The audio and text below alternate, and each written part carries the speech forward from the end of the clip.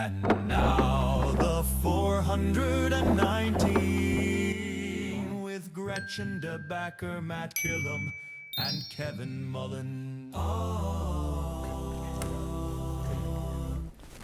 Welcome into the 419, powered by WGTE, presented by Witro Wealth Management. I'm Kevin Mullen. Gretchen DeBacker. Matt Killam. We have an exciting show today with an exciting guest. Absolutely. Every now and then we have guests that we have to introduce to people. This is one of those rare moments where we certainly don't have to introduce our community to this guest. We're really taking it up a notch. That's right. Yeah. That's right. We're going to be joined by Congresswoman Marcy Kaptur. Very exciting. Going to be an incredible conversation. Excited to do that. I don't know if she realizes what she signed up for yet. There's no way she does. Yeah. She might need to be firing her entire staff. When I got the text message from one of the folks on her staff yesterday saying, Marcy's on with you tomorrow, right? I wanted to reply back with, who is this? You know who you texted, right? You texted Kevin, right? But it's an important time, and I know we're going to get to it, but in terms of a hyper-local, local fix, which is the show's theme in WGTE, there's no greater champion of all those things on the micro, macro level. And also, I finally will get to talk about the policy that I am interested in, which is why I have to immediately go shovel my own snow. The pressure. That's a city policy. That's right. Well, I need to talk to somebody. I want to put the system on. You know what? Matt is not afraid to just put the system on go trial. right over the top and say, you know what? This might be a local issue, but I'm taking it straight to Washington, D.C. So to your talk position about is you want people that need to walk on the sidewalk to not be able to do that? Freedom of choice. My choice is negligence. So. Nice. Oh my goodness! And it's the season to do that, right? Yeah. With or not. We can literally, we talked about it yesterday, right? It'll be 61 day, 25. The next. You'll have a forecast saying it's going to be fine tomorrow, and you wake up and there's 3-4 inches of snow on the ground. Sure. My kids are in the time where when there's snow in the forecast, my youngest is all in on all of the superstitions, right? It's ice cubes in the toilet. What? Spoons Yeah. under your pillow, and pajamas inside out. I've never heard of any of those. Yeah, Matt's gonna write those down. Yeah, sure. And we're To get a snow day. to get the snow day. Okay. That's right. And they didn't have one this week when it snowed? No, they had one last week. Okay. So they had one last Thursday. Okay. They had a snow day. Well, that's nice. And the house was spoonless. No. He literally grabbed spoons and ran and put them under every pillow in the house. Oh my gosh. He was making sure I had to wear my pajamas inside out. Yeah. Here's Kevin trying to have cereal. I know, and there's no spoons. They're all under the pillows. We had to go get them later in the day. But they got their snow day. The superstitions worked. Sure. So. Tell them not to walk by my house. Well, my wife's a teacher, so That's she's right. also pro snow day as well. Yes. So it works out that they're all at the same school together. Yeah. So when there's a snow day, the whole family wins. Yeah, I do think that's the interesting paradox. When you're a kid, you assume that the teachers want to be there because you are. No, they're putting spoons under their pillows. That's right. Yeah. I will say I do remember talking to my wife before the holiday. They had a snow day. The one time. Right before the holiday break, and so they were closed the last day of the first semester. Oh, wow. And she was upset about it. My Okay. wife was upset about Yeah. it, and all the teachers were, Well, because she was they gonna had get planned presents that on. day. She got the presents when they came back, Yeah. but they had planned on, gifts to the kids and Aw. celebrating and being able to have that kind of last moment to say goodbye before the break, and they didn't get it. So I appreciate my wife actually does enjoy being there and being in the classroom. So all right, when we come back, we will be joined by somebody that, as we've said, needs no introduction, but we'll probably give her one anyway. We'll be right back with Marcy Kaptur on the 419. Support for the 419 comes from Witro Wealth Management, where we understand that your financial path is personal. Advisory services are offered through Capital Investment Advisory Services, LLC. Securities offered through Capital Investment Group, Inc. Member FINRA and SIPC. More information at witroadvisors.com. The 419, powered by WGTE, is made possible in part by supporters like you. Thank you. Introducing The Local Thread, a community news series uniting voices and storytellers from across the region. In partnership with La Prensa, the Toledo Free Press, the Sojourner's Truth, Toledo Public Schools, and veteran journalist Jerry Anderson. The Local Thread brings you stories and conversations that connect our community. Hear it weeknights at 7 on FM 91 with early access on podcast platforms each morning. The Local Thread, only on WGTE. Welcome back into the 419. It is a sort of Mayor Monday edition of the 419 on a Tuesday. And instead of a mayor, we have Marcy. Marcy Kaptur. Thanks for joining us today. Thank you, Kevin. It's a pleasure to be with you. I'm proud of PBS and I'm proud of this station. Well, and you grew up not far from here, which might be the right place for us. Matt always likes to start in the beginning of a story. Which, let's start there. So, obviously grew up not far from where we're recording now. Yes, in Reynolds Corners. It was actually Adams Township. It wasn't Toledo then. My first big political fight was the annexation fight. And as a kid, I watched my parents and our neighbors and how that all came down. It's probably why I ended up running for Congress in the end. But this is a truck garden area. All of Toledo is so rich in the soils because it was the drained black swamp, right? And so Dad ran his own business. He was an independent produce man, and his mom had run a little family market, Polish market, over in the Junction area. And then Dad and Mom operated a store in Rossford, Ohio, but we were close to the farmers out here in the western part of what is now Toledo. So the soil is very rich. We're probably one of the few communities in the country that grows corn inside the city limits till this day. Absolutely. And so it was just a wonderful way to live. And very humble beginnings. The church that we've always attended was actually a mission church in those days. And because of the Franciscan sisters and very dedicated clergy in my own denomination, I was fortunate to be able to go to school and get an education, go on to high school at St. Ursula, and a first person in my family to graduate from high school. My brother became the second. He went to Rogers. And did you hold that over him? He held it over me. We're totally different professions, Sure. And but kind of that's always been our stomping grounds, near Smuckers, near Strawn's, Pisecki's, Hasty's, Reynolds Corners. Yeah. A working class community, and then they came through and they made Route 20, now the Medal of Honor Highway all across our country, but it goes right through our neighborhood. Right up to the turnpike. So it's the main turnpike exit from I-80-90 all along Reynolds Road. Mommy, the Andersons, I still remember when the Andersons had their own store there. Yes. I miss that very much. So we have a family connection. You were a classmate of my dad's at Little Flower. Yes. My grandfather was a parishioner until Smartest until man in passed. the class. That's what Your he father was very intelligent. Yes, that's what he keeps telling me. But Marcy, he thinks obviously the world of you. You remain friends to this very day. But I, out of curiosity, I know that his take on this already, but you were the student with your hand up all the time. You wanted to make a change. You wanted to be an advocate for your neighborhood. What was elementary school Marcy Kaptur like? Well, in those days, we really didn't have a school. Our first grade was in the basement of the old church. And one of the many fights I've lost in my life, I didn't want to rip the old church down, but they ripped it down. And but that's where we had music lessons. And we downstairs, we were just in this little classroom, it wasn't fancy. Then the second grade, we were in what is today the priest's garage that they've just changed into the St. Vincent de Paul Center. But anyway, it was a mission church. It wasn't a lot of wealth out there. And I still remember going to school in the morning, and there was a farm across the street.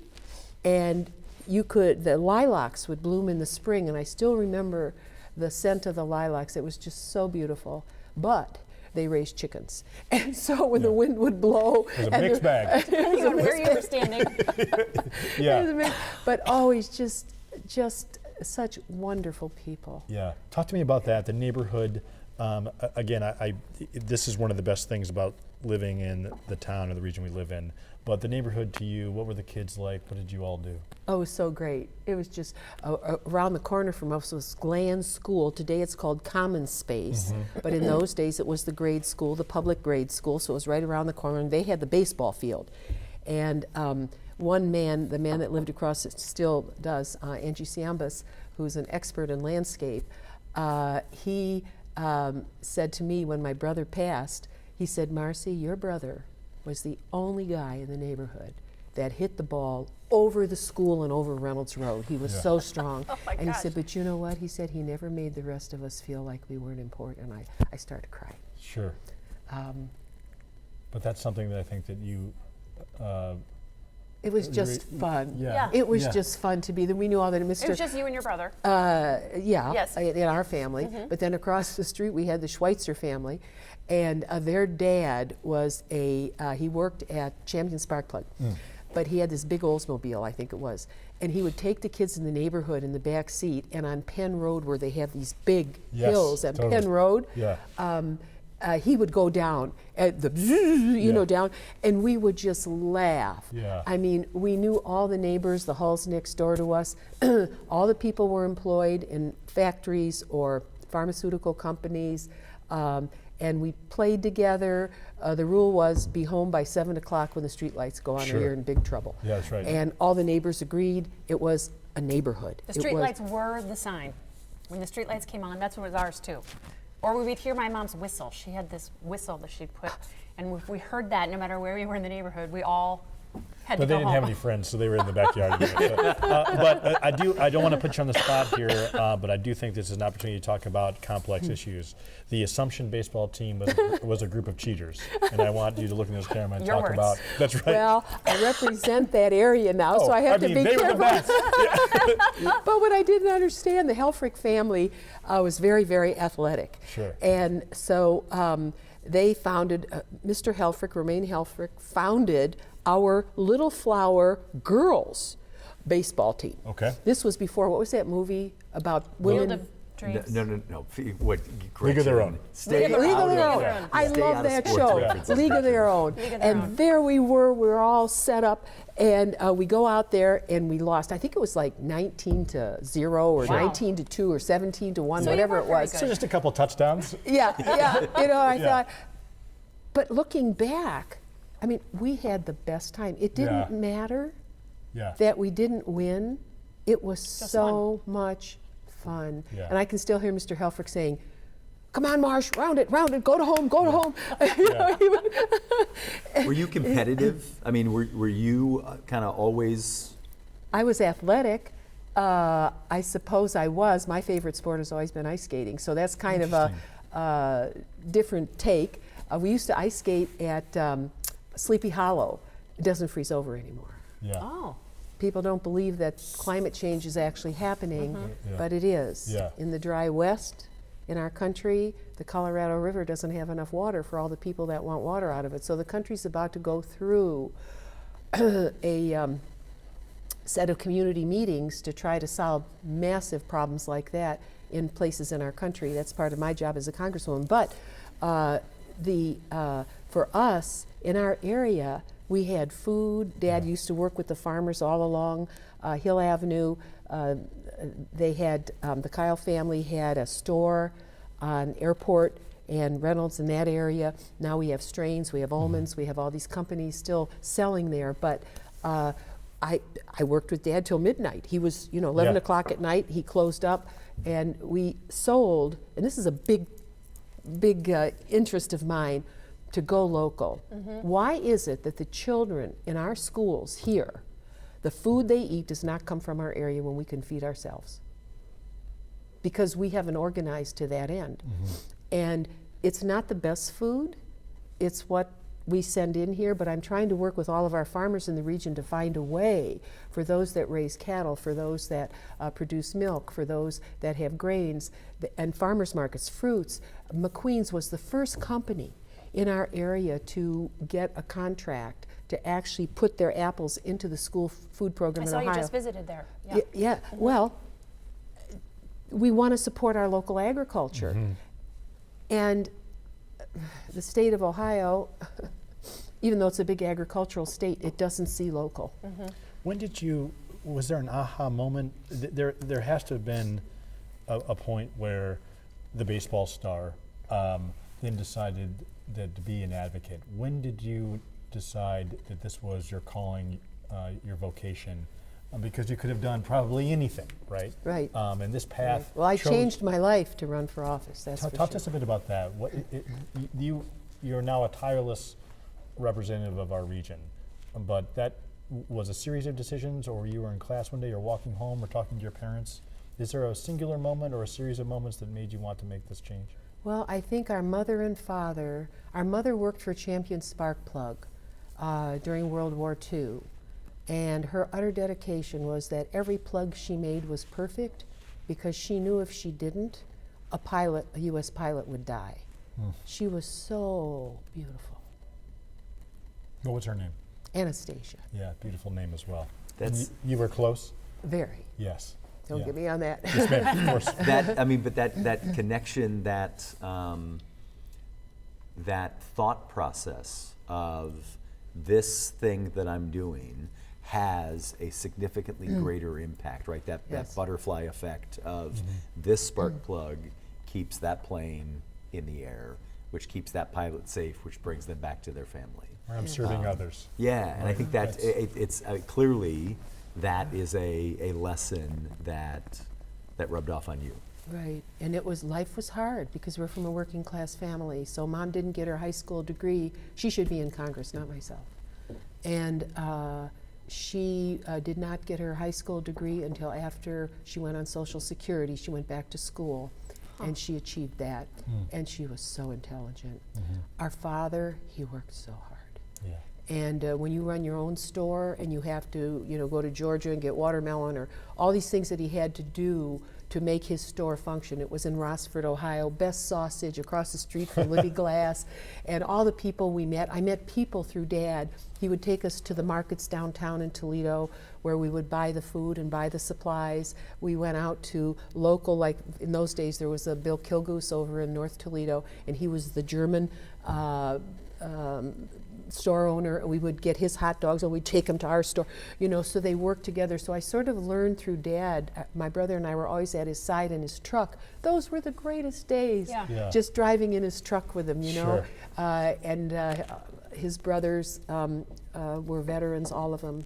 And Uncle Pete would help us to learn how to skate. And there were big barrels down at Sleepy Hollow in those days. They would bring in, so you could warm yourself up when you get cold on the ice. Yeah. And I can still see those flaming barrels at Sleepy Hollow. So my brother and I, he was a great athlete.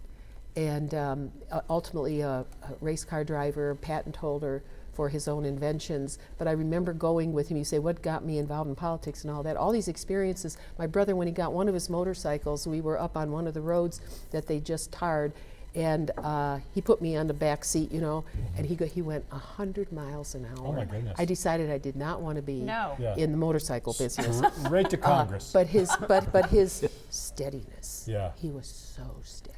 Yeah. And I think just being in a family that stuck together no matter what, and to have all these supportive institutions, your school, your church, your neighbors, your community, that made you strong. And it also educated you as to what was happening to people. And I saw a great deal of that. I was with, Dad took me when our grandfather Mom's dad was very ill. In those days, we didn't have UTMC, it didn't exist. And our grandpa was very ill, and I went into the place where he was staying with Dad, and Dad goes, he's getting out of here. And we went to the county in those days, and they had a special hospital. Not great, but it was better than the other building he was in. And it just sent, our parents never protected us from learning about life and death. And we grew up with them and safe under their umbrella. Right. You know, that is so precious. And I worry about our children. If I were a billionaire, I would found a school here for lonely children. Children who are cast away or don't have a chance.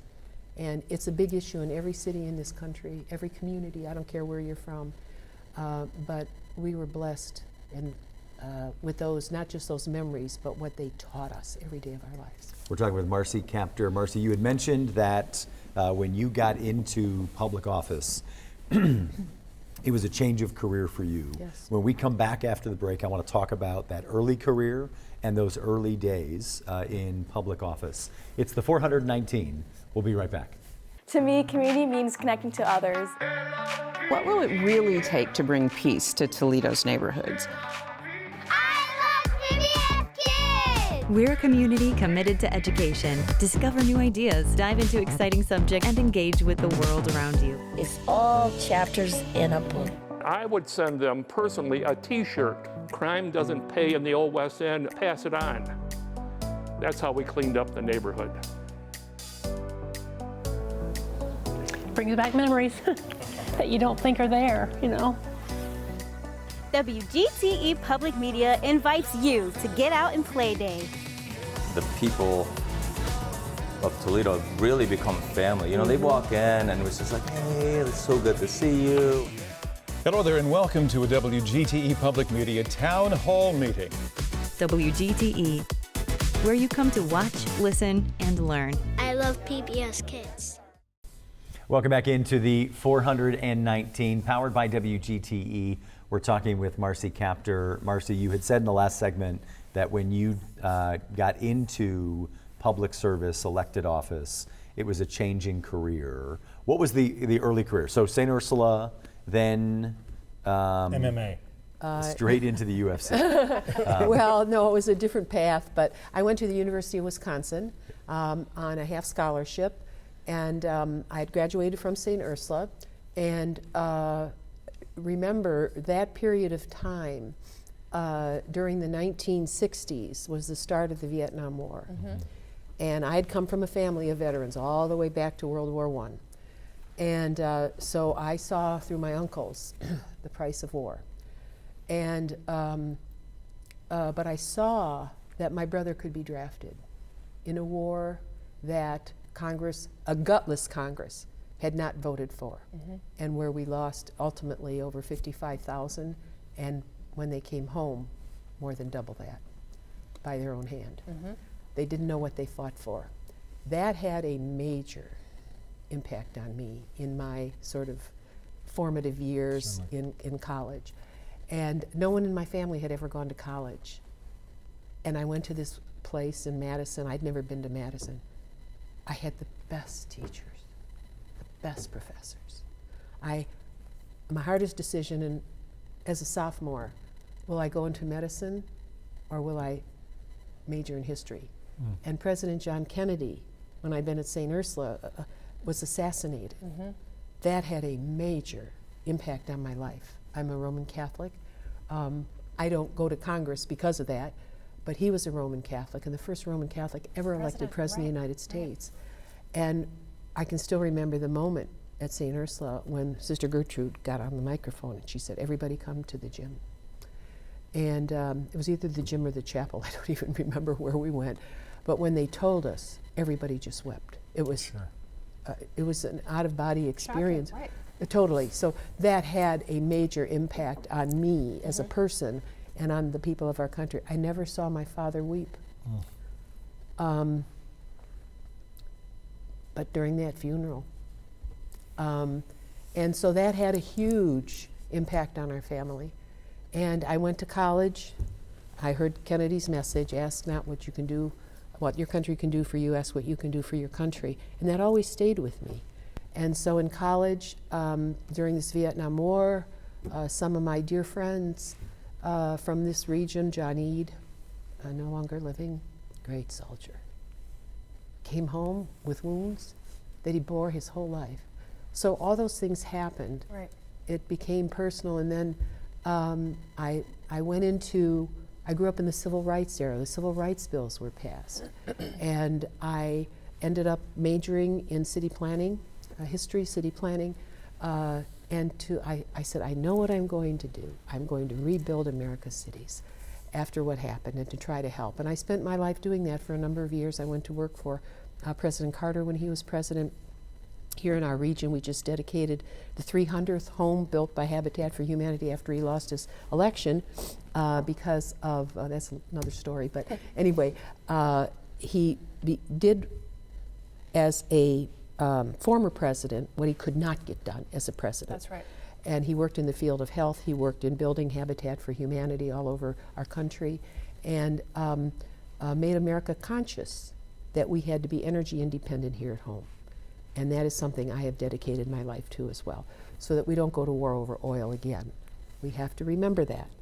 Anyway, so that's kind of serious, but I, through college, and then I worked in my own community here as a city planner for many years. I'll just say to people who are listening, one of the greatest achievements was when I-475 was built. I didn't do that, but the people who were in charge here made sure that it was dug out so that the fumes from the expressways would not permeate as much as they would have had they done it at grade. So when you go on 475, realize, and 75, you'll realize what they did back in the 50s in order to build a more livable city. Right. And Gretchen is getting on 475, applying her makeup. That's something for that you. makes the city safe as well, I feel like. Marcy, may I ask? And the noise, the noise. Your career is certainly a calling, but was there ever a time, I mean, you are a human being, right? Did you ever feel like, I don't know if I can do this, or do I belong here? I mean, from Little Flower to Wisconsin and then to Washington, D.C., you always knew that this was the right thing to do, or did you? When you walked into St. Ursula, right? It's an all-female classroom. Right. It's an all-female school, so leadership opportunities are clearly encouraged and pushed on the females. I gotta believe when you showed up in Washington D.C. the first day, that you probably weren't welcomed by everybody there. That was in 1983. Right? Right. There were about 24 women in Congress then. It's changed. But looking back at St. Ursula, Sister Kathleen Padden, Sister Justine, they were the first. I went to Washington for the first time with my class in high school. And I still have that on my wall in Washington. You're kidding me. How fun. No. Yeah. And we stood in front of the Capitol. So there's this picture. Yeah. And I think about that. Sure. I didn't know in those days Sister Kathleen Padden's brother was a really important person in the Air Force. I didn't know that. And so, but she was just, she ended up being a very important person in her order. And, but anyway, that was the first trip. So when I got there the second time, and I was sworn in as a member of Congress, the greatest part was the speaker back in those days was Tip O'Neill from Boston, Mass. I love that guy. Yeah. He had the biggest hand I've ever shaken. His hand was the size of a baseball mitt. Yeah. And he came from a background like I did. He was much older than I was at that point, but from the working class of Boston. And But there was never a panic? You always felt like this is where I'm meant to be? Yeah, and Claude Pepper from Florida, who was such a big supporter of Social Security, they were like my uncles.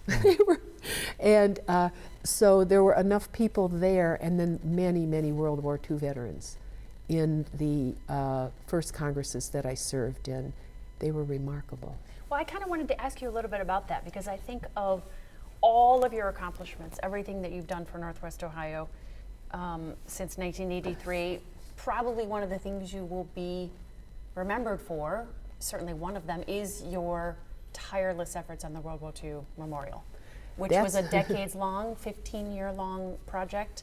And if anyone that's been to Washington, D.C. knows how absolutely spectacular that monument is. Right. The impact of your uncles and parents and these individuals that you first met at Congress, I'm sure, contributed to your interest in that project? And you know, that effort, which lasted from 1987 until 2004 when we dedicated, taught me so much about Congress, because you learn every year. I'm still learning about the country, about the Congress, but it was a shock, because that was something the American people wanted. We introduced the first bill in 1987, and the idea came from a man from this district, Roger Durbin, his father, and I met him at a fish fry out in Jerusalem Township, and that's such a great Best story. fresh fries in the country. But anyway, Congresswoman Kaptur, why is there no World War II memorial in Washington? He put his hands like that, and I could see these little glasses gleaming somewhere in the distance, you know, this person. I thought, well, he's rude. Yeah, sure. Yeah. But he was also right. But he was right. Yeah. He was right. An American, so intelligent. And because I answered him, I said, well, sir, I think there is one. Oh, yeah, what is it? I said, well, Iwo Jima. No, that's to one service and one battle. I can still hear him. And I said, well, now wait a minute. Arlington. He goes, no, nothing. And he had traveled the world. He had served under, in tank command in Europe, in France, in one of the worst battles of St. Lo. It was just, and so he remained a friend. He did not live to see the memorial dedicated, but we had a big picture of it in front of his chair. That's a whole nother story about everything related to that. The point is, it took us so long, and I really learned, it took us 3 presidents and 6 Congresses. And I say to students, when I don't think it happens fast, even things the American people want, this Congress takes forever.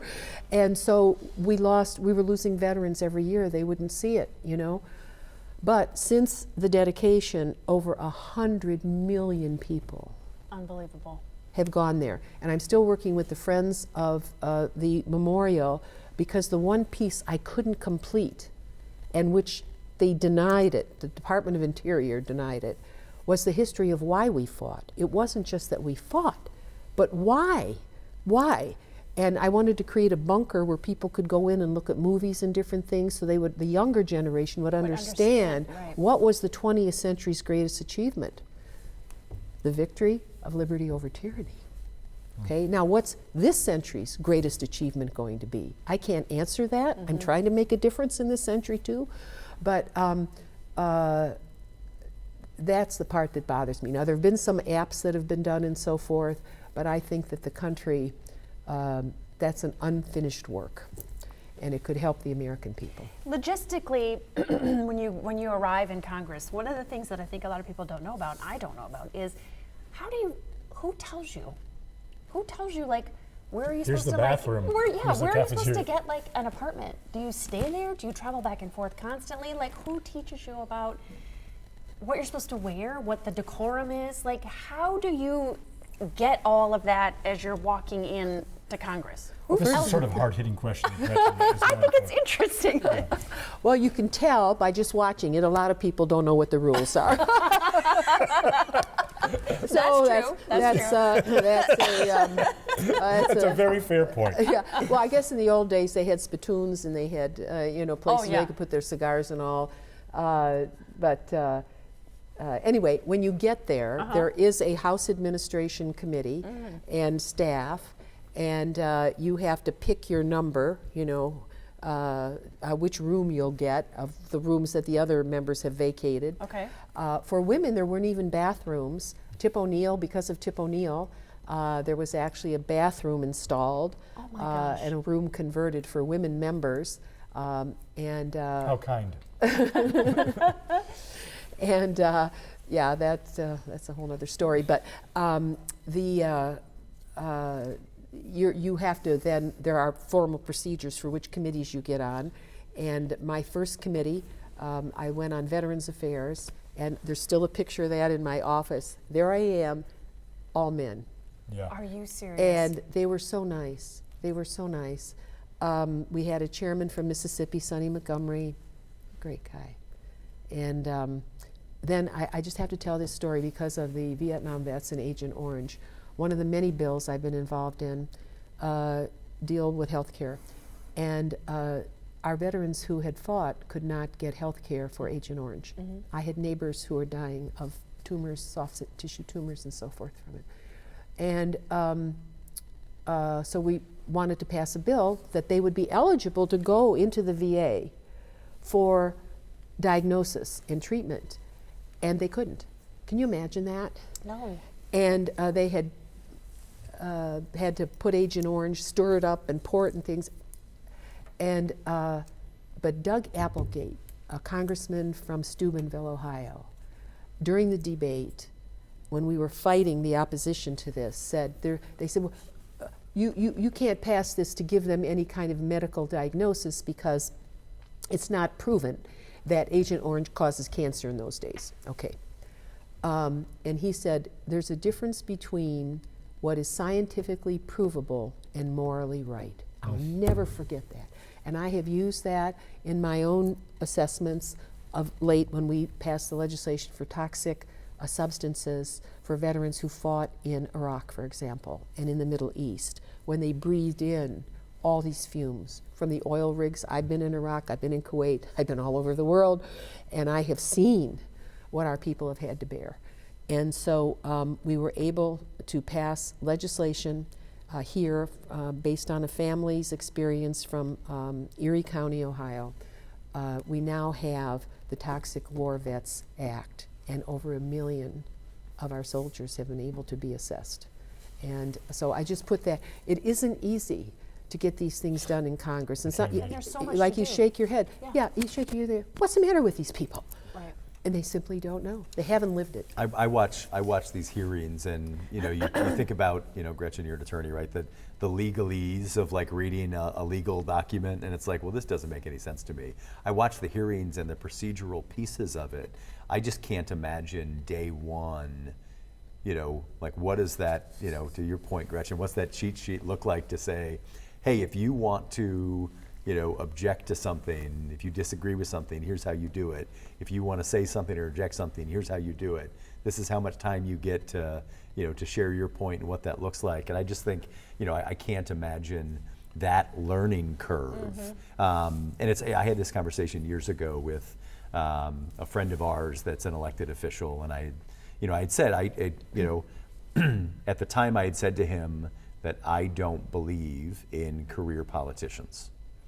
And he said to me, and this was before my own health issues, said, do you believe in career cardiologists? And I hadn't thought of it that way. Well, do you? I do now. I do now, and I've got the same one. Yeah. Marcy, when we come back, I want to talk about, certainly there was a documentary you did with WGTE. I want to make sure we talk about that. But I also want to talk about, kind of jump to a little more present time and talk about some of the work that you're doing now, some of the fights that Toledo needs to be involved in, certainly as it relates to our region, as it relates to the Great Lakes, as it relates to agriculture, as it relates to WGTE and local media as well. We'll be right back. It's the 419, powered by WGTE. Support for the 419 comes from Witro Wealth Management, where we understand that your financial path is personal. Advisory services are offered through Capital Investment Advisory Services, LLC. Securities offered through Capital Investment Group, Inc. Member FINRA and SIPC. More information at witroadvisors.com. WorkSpring. HR issues and employee well-being go hand in hand. WorkSpring supports employers through compliance, training, and wellness, because healthy workplaces don't happen by accidents. Learn more at workspring.org. Toledo Refining Company, a subsidiary of PDF Energy. Toledo Refining Company is a supplier of fuels that keep our region moving. Located in Oregon, Ohio, the refinery processes crude oil into gasoline, diesel, jet fuel, and other petroleum products. And Tarda, celebrating its 55th year of connecting Northwest Ohioans to their community. More information at tarda.com. Welcome back into the 419. Normally this is our in a normal week, this is our Mayor Monday segment, but because of Martin Luther King Day yesterday, it's on a Tuesday. This is an opportunity for us to kind of just zoom in on different communities in the region, but we had an incredible opportunity to spend our time today with Marcy Kaptur, and so it is a Marcy Monday on a Tuesday. On a Tuesday, yep. And so it's just basically, we've essentially reached the point where the segment that I'm trying to describe does not exist in any way at all. And our friend and co-host Matt Killam had to leave a little bit early for work, so we have his picture here instead. You know, we were talking during the break about the importance of local, the importance of small businesses, and the idea that you know, when we lose a family business, that in a lot of times, in a lot of situations, it isn't just that business goes away, but that service is entirely removed from our community. You had mentioned a couple of them. I mean, what is, from your perspective at a federal level, what can be done, what should be done from DC, and what can we do here in Northwest Ohio to try to protect the local and hang on to that as much as we can? Well, first of all, we have to be dedicated to that, and people have to be conscious of it. So if you can raise awareness among people, wealth in our country has become extremely stratified.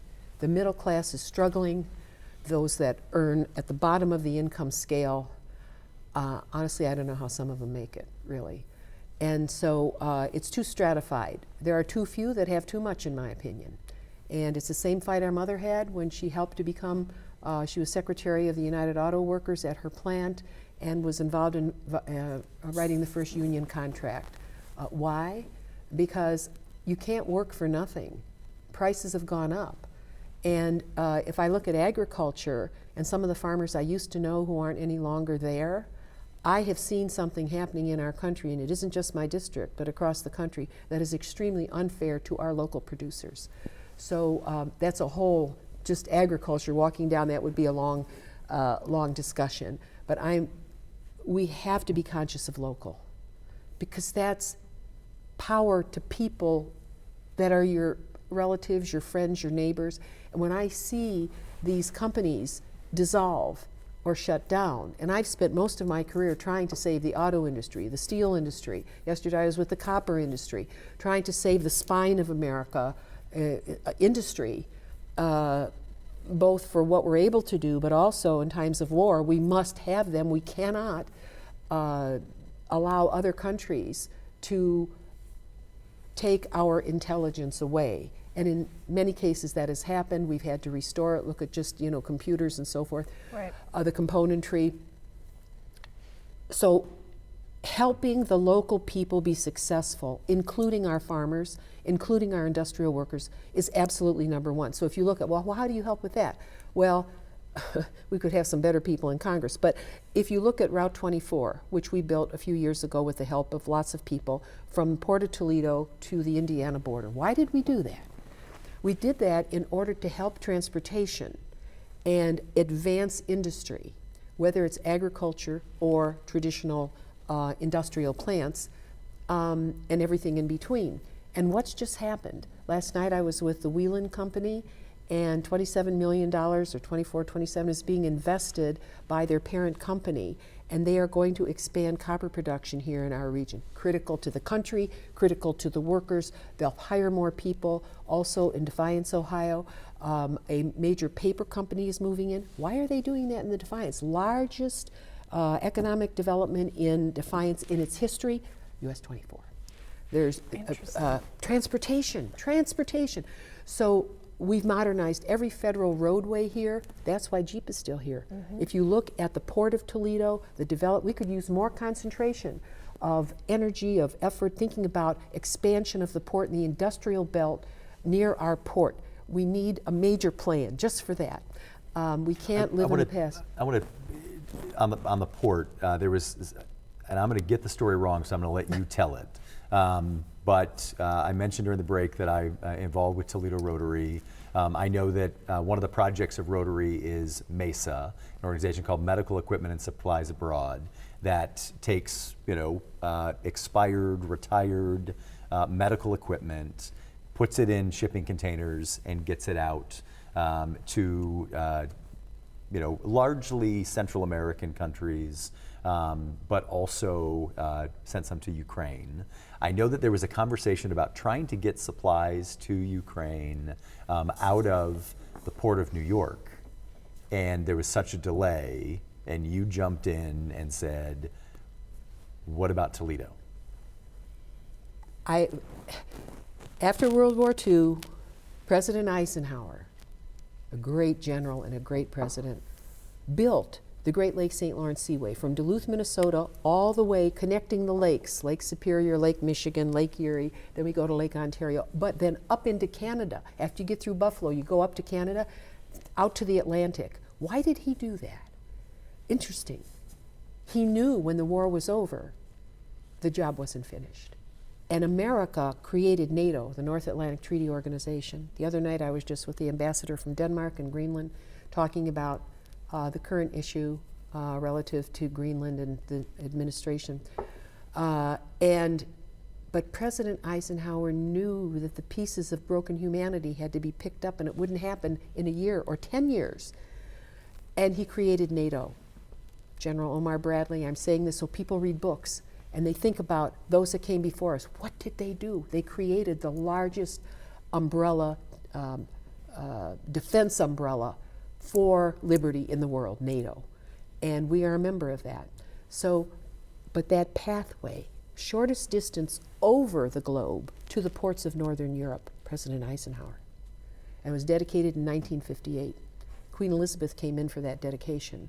And I now co-chair the Great Lakes Task Force. So yes, I have this district, but my job is bigger than that, right? And I have many colleagues from Wisconsin, from New York. All of us work together. It's bipartisan. Never gets any publicity because it's not controversial. But we're trying to invest in our region to make local stronger, to make it stronger. So our Port of Toledo is extremely important to us. I wanted, in terms of Ukraine, I co-chair the Ukraine caucus also. I understand the threat of Russia, and everyone should, because Russia used to extend way into Germany. I was with German business people last night who are investing in our region here. I'm so grateful at Wheel and Copper. And they're wonderful. And we were talking about some of the threats by Russia to Europe. They're very aware of what's happening. Those are our closest allies. The St. Lawrence Seaway, Great Lakes St. Lawrence Seaway, goes up through Canada. They fought with us in every war. We have to respect our allies and help Ukraine. So the Great Lakes, I wish, could have had like a big caravan that would take goods, like you say, and dock them at Bremerhaven or Gdańsk, and then move them into Ukraine to help the people there. I wish we could make that happen. I still hope for that to occur, and they need it now more because they've suffered so much over these long years of war since 2014, the first invasion. And since this is television, I'll just say, in 2014, there was the Olympics in Sochi, first Olympics that were ever held in Russia, right? The world was saying, now let's maybe move Russia into a different mode, not always attack, not always take over countries. What was interesting about that Olympics, it was broadcast all over the world. What the world didn't notice was that the leader in Ukraine, who was a Russian goon, was ousted. And Vladimir Putin invaded Ukraine in that year of the Olympics, masked by all of the media and everything. Yeah. Yes. So they've been fighting since 2014, not, they keep saying, 2021. No. It's been over a decade now. So medical supplies, Europe is taking a larger role in supplying them with weaponry and so forth. Interestingly, what they really want is F-16s. And of course, that's what our unit, our 180th Fighter Wing, which is a guard unit, one of the 10 best fighter wings in the country. And it has taken them about 40 years to get up to this level. And when I compliment the pilots and their command structure, you know what they say? They say, it isn't us, it's the maintainers. The individuals you never see on television who are working to tool, to fix, to maintain those jets for liberty. It's the person working on the spark plug. That's right. It's the person working on the exactly. When you think about your job as a Congresswoman, that you are the longest serving female Congresswoman in the United States Congress, and you think about just last year you brought $50.5 million back to the Northwest Ohio region. When you think about that part of your job and what you want to focus on and all of these projects and all of them that need money, support, how do you figure it out? You certainly must be working with local, regional partners at all levels of government. What is your thinking on those, on how to find those dollars and bring them back to the projects in Northwest Ohio that benefit the residents here? All right. Well, first of all, we have to have economic growth. And I've spent so much time on that in my career. Our automotive industry is still very stressed. Our trucking industry, our rail industry. We need to have really good planning. That was I'm a city and regional planner by training. We have to have a center here. The Department of Transportation creates organizations like the Toledo Metropolitan Area Council of Governments. Those are really important. The Southeast Michigan Council of Governments. We need to be working more closely and more fiercely at identifying ways in which to advance the economy in different sectors in our region. So in heavy metals, look at what we've been able to work with Materion, beryllium, copper. We are the heart of industrial America, magnesium, titanium, all the UMs, aluminum.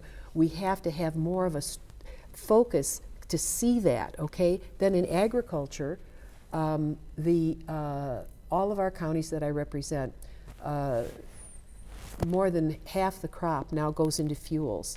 Because many years ago, and I think we should have more connection between agriculture and medicine. We have the only medical university in all of the whole quadrant of Ohio, right here at UTMC.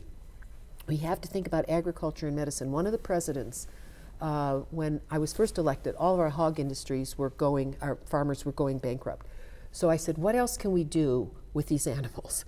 And we ended up working with the Pfeiffer family over in Ottawa County, raising sterile hogs. To this day, the valves from those hogs are being transplanted into people.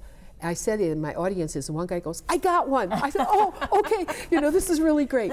So we have the only pharmacy school in Northern Ohio. Think about that.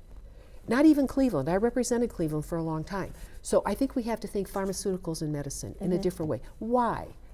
We have such a problem with diabetes. That's a whole nother subject. But our medical university and agriculture and pharmacy, they have to connect. We have to make medicine. We have to make products. We've done that with Job Stockings, and there's other things that we've done. We could do so much more. You have about 2 minutes left. Oh my. Yeah, and I want to just ask you one thing about the world writ large. People are hurting, and they're afraid, and they don't understand. Many people don't understand what's happening or how the things that are happening are. People in our communities are struggling, and it just seems like a bombardment of this negativity and one bad news after a day. Well, and you had said focus on positivity. Right. How do you want to keep doing this job, and how do you stay engaged? How do you stay positive with what's happening and your role in it? Because I see the forces at work that want to destabilize this country. And there's a book I recommend people read called Bloodlands by Timothy Snyder. It's probably the best work I've ever read on World War II, and I've read a lot of them. It helps to explain forces at work in the world that are impacting on us. I believe that the new electronic communication that our children are watching and everybody's watching, I've seen what children say to me in this community and messages that they receive that are untrue. Untrue. We are being gamed electronically. I don't want to say all of it is, but you have to be so discerning. But if you're not discerning, you get sucked into a point of view that could be completely wrong. Absolutely. So I think that we have to, my job, I take an oath to the Constitution of the country, that's my boss. And so to form a more perfect union, to establish justice and its institutions. I think there are some forces at work in our country that want us to revert to violence. We can't do that. We've just commemorated Reverend Martin Luther King. He taught us something. He taught us about peaceful protest. There are forces at work to want us to be violent. We can't go there. Marcy, we have to be smarter. Thank you. Thank you for the time today. Thank you so have much. so many stories. Just one of the many stories that you've shared with WGTE is through a documentary that was produced by our very own Shane Pothitter. Freedom never means surrender. So you can check that out, WGTE. Means never surrender, I'm sorry. Freedom means never surrender. Marcy, thank you so much. It won the International Telly Award for a documentary. That's a big deal. Congratulations. Yes. Congratulations, WGTE. We'll be right back here on the 419. Every day when you walk You laughed with us. You learned with us. Hi, neighbor. We made sure your childhood was special. Memories that could only be provided by PBS. For generations, we've given you programs that made a difference. Programs that entertained, informed, and inspired. And today is no different. This is WGTE Public Media in Toledo. It's where you belong. Introducing The Local Thread, a community news series uniting voices and storytellers from across the region. In partnership with La Prensa, the Toledo Free Press, the Sojourner's Truth, Toledo Public Schools, and veteran journalist Jerry Anderson. The Local Thread brings you stories and conversations that connect our community. Hear it weeknights at 7 on FM 91 with early access on podcast platforms each morning. The Local Thread, only on WGTE. Welcome back into the 419. It's a Mayor Monday edition on a Tuesday, and it was a Marcy Monday edition on a Tuesday as well. It is. That nickname's not going to stick. No, I know. That's fine. That's but you know okay. what will stick, and we didn't get to it today, but Gretchen's Wacky Quiz will stick. That's right. It will. Yeah. It will. A rare segment without our co-host and comedy relief, Yes. Matt Killam. He's still here in spirit. Yes, he's still here in spirit, but I feel like it's better. I mean, I'll let you be the one to deliver that message. It's not lost on me the generosity of Marcy and her time with us today. I can't believe the attention, the level of detail and specificity in the stories of her childhood.